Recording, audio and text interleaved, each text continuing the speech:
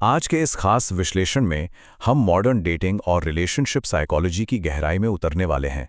सच कहें तो इंसानी रिश्ते होते ही बहुत दिलचस्प हैं, लेकिन आज के दौर में इन्हें समझना मानो एक पहेली बन गया है। जाने माने डेटिंग कोच जसकरण सिंह के इंसाइट्स और रिसर्च पर आधारित आज की इस चर्चा में प्यार, अट्रैक्शन और यहाँ तक कि दिल टूटने के पीछे की असली साइकोलॉजी को पूरी तरह डिकोड किया जाएगा। इस पूरे विषय की एक बहुत ही साफ और स्पष्ट तस्वीर सामने आने वाली है। इस पूरे लाइफ साइकिल को समझने के लिए आज का हमारा रोडमैप कुछ इस तरह होगा। पहला, रिश्तों की ताकत। दूसरा, नाइस गाय का भ्रम। तीसरा, मॉडर्न अट्रैक्शन के नियम। चौथा, 3L फ्रेमवर्क। और आखिर में हार्ट ब्रेक से हीलिंग। तो चलिए सीधा शुरू करते हैं हमारे पहले पॉइंट से, रिश्तों की ताकत। एक बहुत ही दिलचस्प सवाल है जिसने सालों तक बड़े बड़े रिसर्चर्स को हैरान करके रखा था। पेंसिल्वेनिया के पास एक छोटा सा गांव है, रोसेटो। वहां के लोग दुनिया के मुकाबले इतना असाधारण रूप से लंबा और खुशहाल जीवन कैसे जीते थे? उन्हें दिल की बीमारियां भी ना के बराबर होती थी। क्या लगता है, कोई परफेक्ट डाइट रही होगी या कोई खास जिम रूटीन? बिल्कुल नहीं। उनका खाना तो कार्ब से भरा हुआ होता था।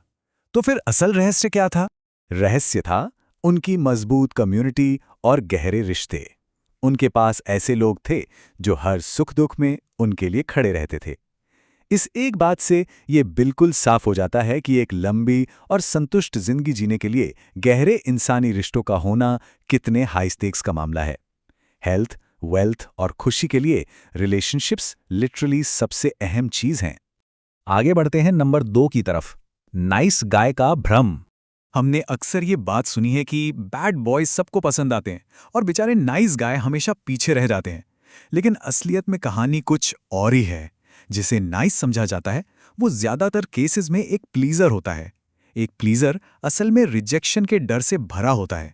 उसकी कोई बाउंड्री नहीं होती और वो बहुत ज्यादा डेस्परेट होता है।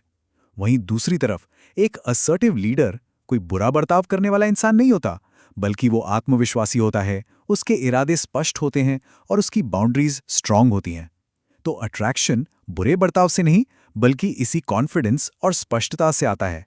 लेकिन अब सवाल ये उठता है कि वो असर्टिव कॉन्फिडेंस लाया कहाँ से जाए? एकदम से तो नहीं आएगा ना, राइट? इसका एक बहुत ही प्रैक्टिकल तरीका है। अगर सीधे किसी अट्रैक्टिव इंसान को अप्रोच करने में डर लगता है तो शुरुआत बहुत ही लो स्टेक से करनी चाहिए। रोजमर्रा की जिंदगी में मिलने वाले बुजुर्गों या फ्रेंडली अजनबियों को सिर्फ गुड मॉर्निंग बोलना शुरू करें। जब वहां झिझक खत्म हो जाए तो अपनी उम्र के रैंडम लोगों से थोड़ी बात करें। ये जो छोटी छोटी जीतें होती हैं ना, ये धीरे धीरे उस सोशल कोरेज को बिल्ड करती हैं जो आखिर में किसी अट्रैक्टिव इंसान को पूरे कॉन्फिडेंस के साथ अप्रोच करने के लिए जरूरी है।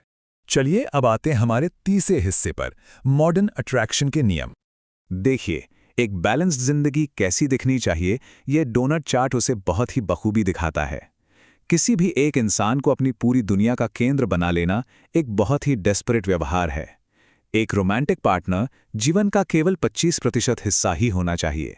बाकी का 25% खुद की ग्रोथ, 25% करियर या कोई बड़ा उद्देश्य और बचा हुआ 25% परिवार और दोस्तों के लिए होना चाहिए। जब किसी के पास खुद की अपनी कोई लाइफ या गोल्स नहीं होते तो रिश्ते का सारा प्रेशर पार्टनर पर आ जाता है, जो आगे चलकर रिश्ते को पूरी तरह डुबा देता है। मॉडर्न दुनिया की एक और बहुत बड़ी समस्या है हमारा सोशल मीडिया। आज लोग दिन भर स्क्रीन पर इतने फिल्टर्स, फेक मॉडल्स और अवास्तविक चीजें देख रहे हैं कि उनका दिमाग असलियत से पूरी तरह डीसेंसिटाइज हो चुका है। अट्रैक्शन को लेकर उनका नजरिया ही खो गया है।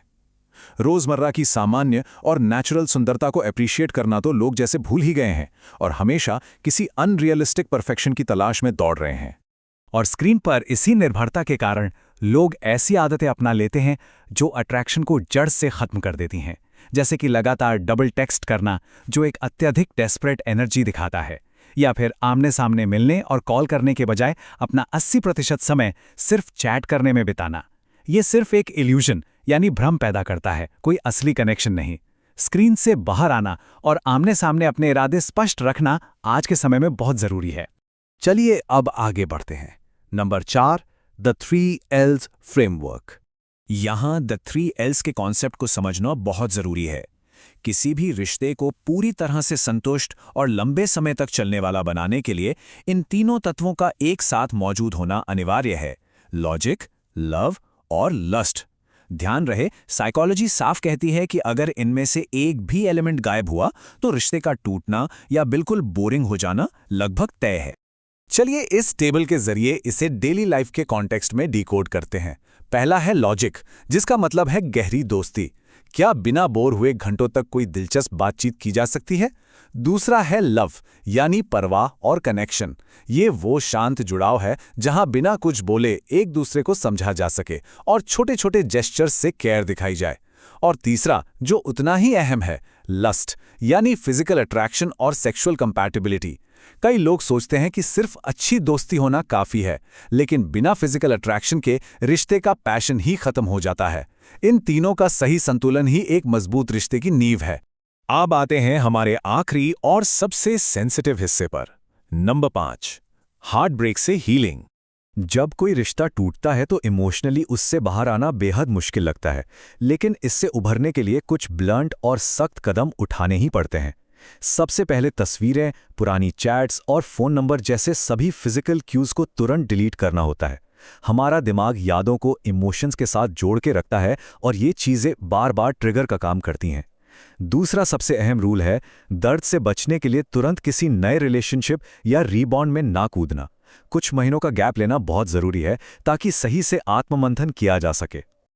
और उस आत्ममंथन के दौरान खुद से ये कुछ गहरे सवाल पूछने चाहिए।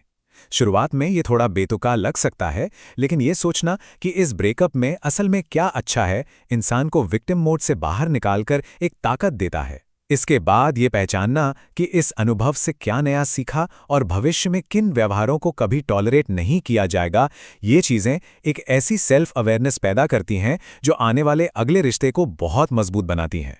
और इस पूरी हीलिंग प्रोसेस में एक बाउंड्री तो पत्थर की लकीर होनी चाहिए।